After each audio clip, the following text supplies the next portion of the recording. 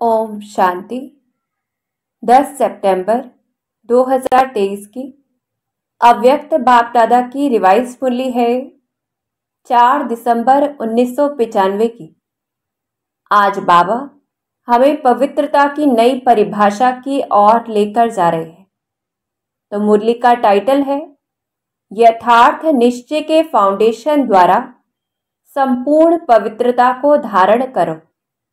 तो पवित्रता अर्थात संपूर्ण निश्चय। तो आज बाप दादा देश विदेश चारों ओर के नए नए बच्चों को देख रहे थे, चाहे मधुबन में साकार रूप में आए हैं, चाहे आकार रूप में अपने अपने सेवा स्थान में आए हुए हैं।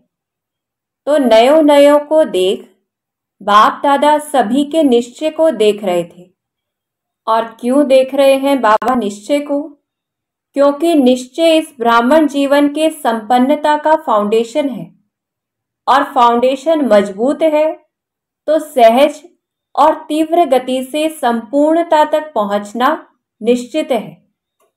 तो बाप दादा देख रहे थे कि निश्चय भी भिन्न भिन्न प्रकार का है। तो अब चेक करना है हमारा निश्चय कौन सा है।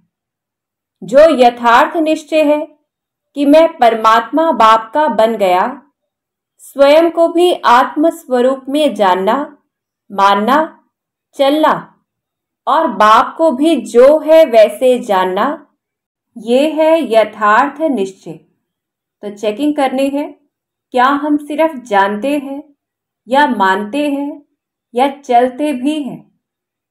फिर दूसरा निश्चय है योग द्वारा थोड़े समय के लिए अशांति से शांति का अनुभव करते हैं और स्थान का शक्तिशाली शांत वायुमंडल आकर्षित करता है। वह ब्राह्मण परिवार, ब्राह्मण आत्माओं का आत्मिक प्यार और पवित्रता की जीवन का प्रभाव पड़ता है। कंपनी अच्छी लगती है। दुनिया के वायुमंडल के कॉन्ट्रास्ट में ये संग अच्छा लगता है। ज्ञान भी अच्छा, परिवार भी अच्छा, वायुमंडल भी अच्छा। तो दूसरी स्टेज कैसी है? जहां सिर्फ अच्छा लगता है, वो भी थोड़े समय के लिए। तो वो अच्छा लगना उस फाउंडेशन के आधार पर चलते रहते हैं। ये है दूसरा नंबर। पहला नंबर सुनाया यथार्थ निश्चय, और दूसरा नंबर अच्छा लगता है, और तीसरा नंबर दुनिया के संबंधियों के दुखमय वातावरण से बचकर जितना समय भी सेवा केंद्र पर आते हैं, उतना समय दुख से किनारा होकर शांति का अनुभव करते हैं। ज्ञान की गुह्यता में नहीं जाएंगे, लेकिन शांति की प्राप्ति के कारण कभी आते हैं और कभी नहीं भी आते हैं। तो तीसरे नंबर कौन हो गए? जो कभी कभी आते हैं, और वो भी तब आते हैं जब अशांति ज्यादा होने लगती है, तो थोड़े समय के लिए शांति के लिए आ जाते हैं। तो बाबा कहते हैं लेकिन यथार्थ निश्चय बुद्धि विजयी होते हैं, कि अगर यथार्थ निश्चय बुद्धि है तो ही विजयी होते हैं। और देखा जाता है कि जब शुरू शुरू में आते हैं तो अशांति से तंग होते हैं, शांति के इच्छुक होते हैं। तो जैसे प्यासे को एक बूंद भी अगर पानी की मिल जाए तो वो बहुत बड़ी बात अनुभव करता है। तो बाबा शुरू की स्टेज बताते तो अप्राप्ति से प्राप्ति होती है। परिवार में, ज्ञान में, योग में, वायुमंडल में अंतर दिखाई देता है। तो पहला समय बहुत अच्छे उमंग उत्साह से चलते हैं, बहुत नशा रहता है, खुशी भी होती है। लेकिन अगर पहले नंबर के यथार्थ निश्चय का फाउंडेशन पक्का नहीं है, दूसरे या तीसरे नंबर का निश्चय है, तो धीरे धीरे जो शुरू की खुशी, शुरू का जोश है, उसमें फर्क आ जाता है। तो बाबा हमें स्टेजेस बता रहे हैं कि शुरुआत में पहली स्टेज होती है जहां हम शांति के लिए आते हैं। दूसरी स्टेज अच्छा लगना होता है। तीसरी स्टेज जीवन वैसा बन जाता है।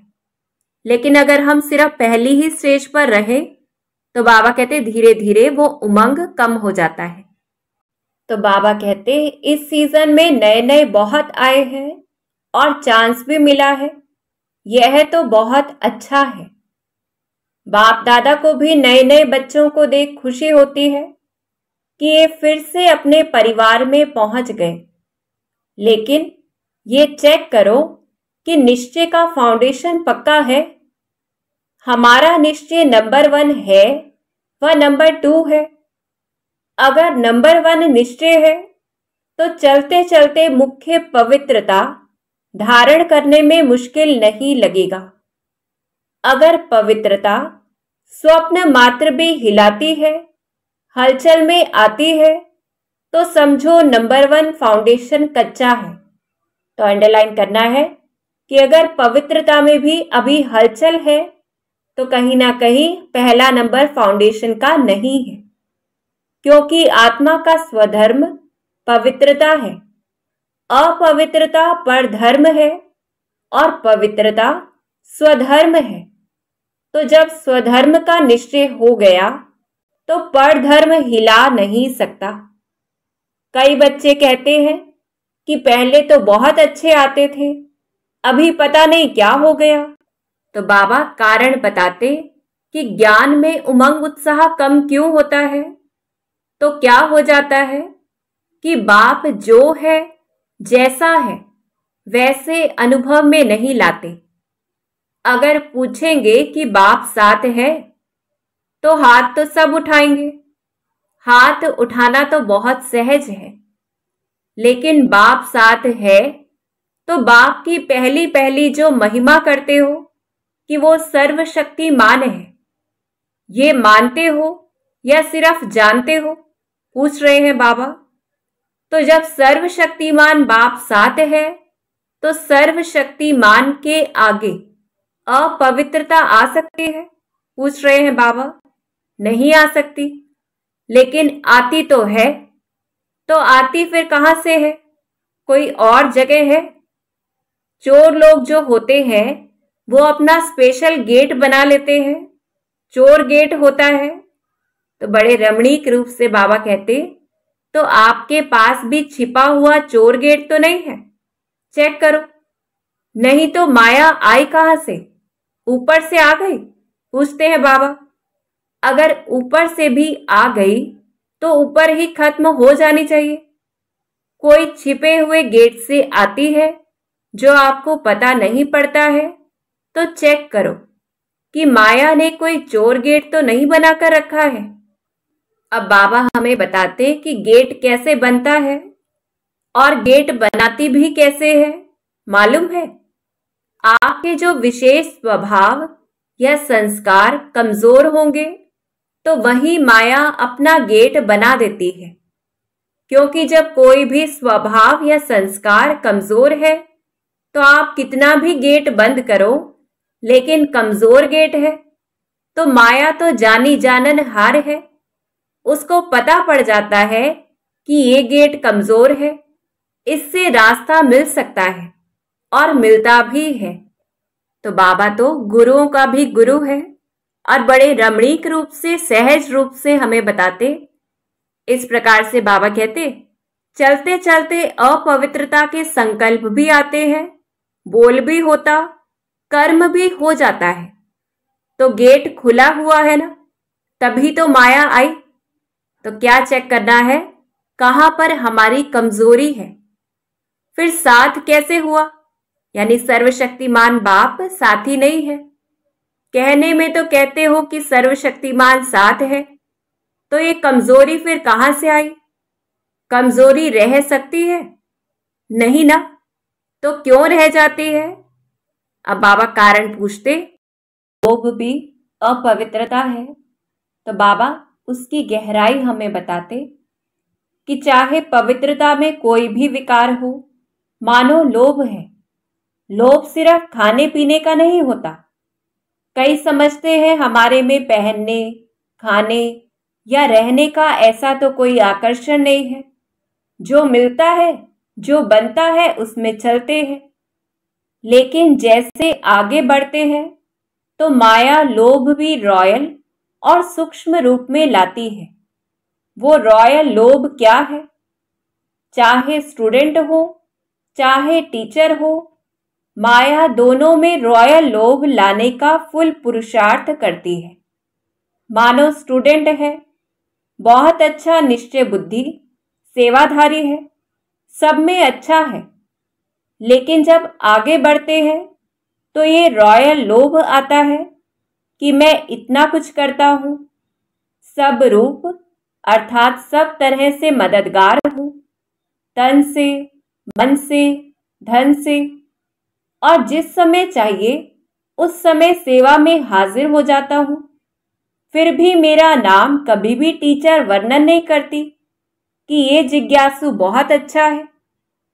अगर मानो ये भी नहीं आवे तो फिर दूसरा रूप क्या होता है? अच्छा नाम ले भी लिया तो नाम सुनते सुनते मैं ही हूँ, मैं ही करता हूँ, मैं ही कर सकता हूँ, वो अभिमान के रूप में आ जाएगा। तो बाबा बता रहे हैं, अगर नाम लिया तो भी और नहीं लिया तो भी, या बहुत काम करके आए और किसी ने आपको पूछा भी नहीं, एक गिलास पानी भी नहीं पिलाया, देखा ही नहीं, अपने आराम में या अपने काम में बिजी रहे, तो ये भी आता है कि करो भी और पूछे भी कोई नहीं। तो करना ही क्या है? करना या ना करना एक ही बात है। पूछने वाला तो कोई है नहीं। इससे आराम से घर में बैठो, जब होगा तब सेवा करेंगे। तो ये भिन्न भिन्न प्रकार का विकारों का रॉयल रूप आता है।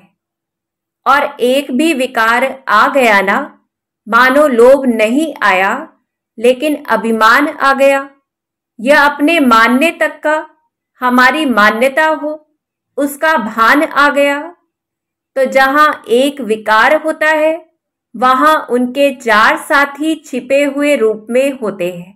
तो अंडरलाइन करना है कि कैसे छुपा हुआ रहता है विकार, और एक को आपने चांस दे दिया तो वो छिपे हुए जो है वो भी समय प्रमाण अपना चांस लेते रहते हैं। फिर कहते हैं कि पहले जैसा नशा अभी नहीं है, पहले बहुत अच्छा था, पहले अवस्था बड़ी अच्छी थी, अभी पता नहीं क्या हो गया है। माया चोर गेट से आ गई, ये है पता, ये नहीं कहो पता नहीं। तो बाबा हमें एड्रेस बताते कि कैसे माया अंदर प्रवेश करती है। और टीचर को भी आता है। टीचर को क्या चाहिए?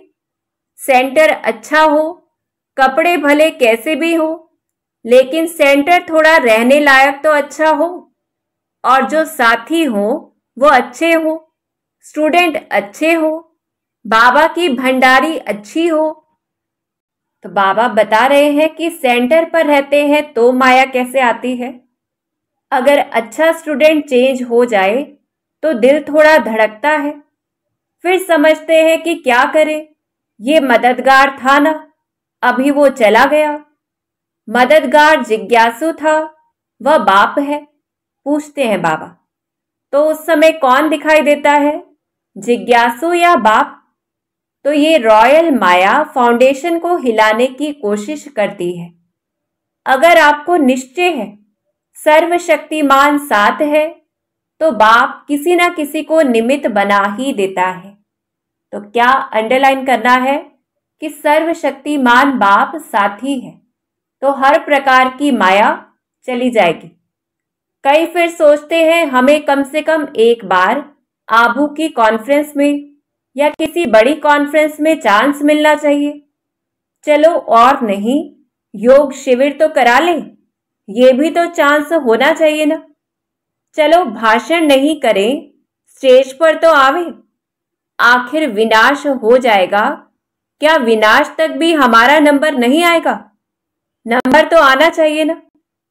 लेकिन पहले भी बाप दादा ने सुनाया कि अगर योग्य है, चांस मिलता है तो खुशी से करो, लेकिन ये संकल्प करना कि हमें चांस मिलना चाहिए, यह भी मांगना है। तो अंडरलाइन करना है कि जब बाबा साथी है तो कोई भी चीज में चाहिए हो नहीं सकता है। और अगर हमें लगता है ये चीज हमारे पास होनी चाहिए, ये मिलना चाहिए, तो ये भी एक रूप से मांग रही है। चाहिए चाहिए यह है रॉयल मांगना। ये होना चाहिए, ये हमें पहचानते नहीं है। दादी दीदियां भी सभी को पहचानती नहीं है। जो आगे आते हैं उसको आगे कर लेते हैं। तो ये संकल्प आना, यह भी एक सूक्ष्म मांगना है। लेकिन बाप दादा ने सुना दिया है कि मानो आप स्टेज पर आ गई या आपकी कोई विशेषता के कारण योग नहीं भी है, अवस्था इतनी अच्छी नहीं है, लेकिन बोल में, कैचिंग पावर में विशेषता है, तो चांस मिल जाता है। क्योंकि किसी की वाणी में मिठास होती है, स्पष्टता होती है और कैचिंग पावर होती है, तो यहाँ के वहाँ के मिसाल वगैरह कैच करके सुनाते हैं, इसलिए उन्हों का नाम भी हो जाता है। तो बाबा कहते हैं कौन चाहिए? कहते हैं फलानी चाहिए। कौन आवे? फलानी आवे, चाहे योग में कच्ची भी हो। तो बाबा अंडरलाइन कराते, तो इस पर नंबर फाइनल नहीं होने हैं। जो फाइनल नंबर मिलेंगे वो ये नहीं होगा कि इसने कितने भाषण किए या इसने कितने स्टूडेंट व सेंटर बनाए हैं, लेकिन योग्य कितनों को बनाया है। सेंटर बनाना बड़ी बात नहीं है, लेकिन योग्य कितनी आत्माओं को बनाया। नाम हो गया 30 सेंटर की इंचार्ज है और 30 में से 15 हिल रहे हैं, 15 ठीक है, तो फायदा हुआ या सिर्फ नाम हुआ? सिर्फ नाम होता है कि फलानी के 30 सेंटर्स हैं, लेकिन नंबर इससे नहीं मिलेगा। तो अंडरलाइन करना है, फाइनल नंबर जितनों को सुख दिया, जितना स्वयं शक्तिशाली रहे, उसी प्रमाण मिलेंगे। इसलिए ये भी चाहिए खत्म कर दो, नहीं तो योग नहीं लगेगा। तो चेकिंग करनी है कौन सी चीजों में मन बुद्धि में आता है कि ये चाहिए। रोज यही देखते रहेंगे कि फलानी जगह प्रोग्राम हुआ, मेरे को फिर भी नहीं बुलाया। अभी परसों यहां हुआ, कल वहां हुआ, आज यहां हुआ, तो योग लगेगा या गिनती होती रहेगी? पूछते हैं बाबा। तो मुख्य बात, जो यथार्थ निश्चय है उसको पक्का करो। कहने में तो कह देते हो मैं आत्मा हूं और बाप सर्वशक्तिमान है, लेकिन प्रैक्टिकल में, कर्म में आना चाहिए। बाप सर्वशक्तिमान है, लेकिन मेरे को माया हिला रही है, तो कौन मानेगा आपका बाप सर्वशक्तिमान है? क्योंकि उससे ऊपर तो कोई है नहीं। तो बाप दादा आज निश्चय के फाउंडेशन को देख रहे हैं, चाहे नए हैं चाहे पुराने हैं, लेकिन इस निश्चय के फाउंडेशन को प्रैक्टिकल में लाओ और समय पर यूज करो। समय बीत जाता है, फिर बाप के आगे पश्चाताप के रूप में आते हो, क्या करें बाबा, हो गया, आप तो रहमदिल हो, रहम कर दो। तो ये क्या हुआ? ये भी रॉयल पश्चाताप है। साथ है तो किसी की हिम्मत नहीं है। निश्चय बुद्धि का अर्थ ही है विजय। तो विजय का बाबा अर्थ बताते, अगर कोई हिसाब किताब आता भी है तो मन को नहीं हिलाओ। कि विजय कब कहेंगे? जब मन अचल है, हलचल में नहीं आता है। स्थिति को नीचे ऊपर नहीं करो। चलो आया और फट से उसको दूर से ही खत्म कर दो। अभी योद्धे नहीं बनो।